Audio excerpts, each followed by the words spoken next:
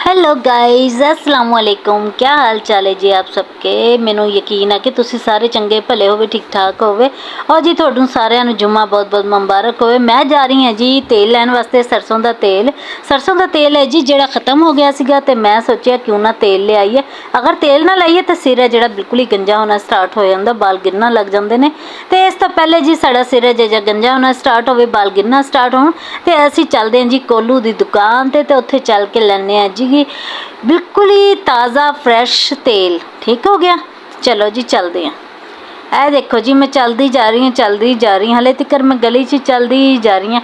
और सामने जाके जी मैनू नज़र आया कि भी कोलू की दुकान नज़दीक आ गई। तो तां जाके जी मेरे साह दे विच साह आया, नहीं तो मैं थक गई सीगी टुर टुर के। तो मैं सोचा पहले तेल ले लवां तो उस तो बाद फिर बच्चों भी स्कूलों लाना। ठीक है जी, आज मेरी कोई तबीयत भी ठीक नहीं सीगी ते सिर च भी दर्द हो रहा सीगा। तो मैं क्या छेती छेती ना काम मुकाने फिर बच्चों भी लैने। ए देखो जी मैं पहुँच गई तो कोलू की दुकान ते मैं तेल लैन लगी हाँ। ए भाई मैनू दिंदा पिया तेल। ए देखो जी तेल मैं लै लिता तो भाई भी हैरान हो गया। भाई दिंदा पिया सी अपनी ध्यानी मैनू तेल। जो भाई ने पिछे मुड़ के देखा कहता बाजी ये ना हो कि तुसीं मेरे तो कोई परचा शर्चा तो नहीं देना हैगा। मैं क्या नहीं वीरे कोई इंज की गल नहीं हैगी, तू मैनू खालस तेल दे, तेरे ते परचा देने की लोड़ ही नहीं आनी।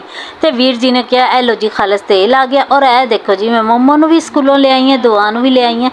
बच्चे स्कूलों आ गए ने। ए देखो जी मोमना का हुलिया चेक कर लो ज़रा, इधर दियाँ उधर चीज़ां सिट विट के मोमना बह गई आराम ना। ए वेखो जी, देखो मोमो कैसा ऊपर ही झाकी जाती है।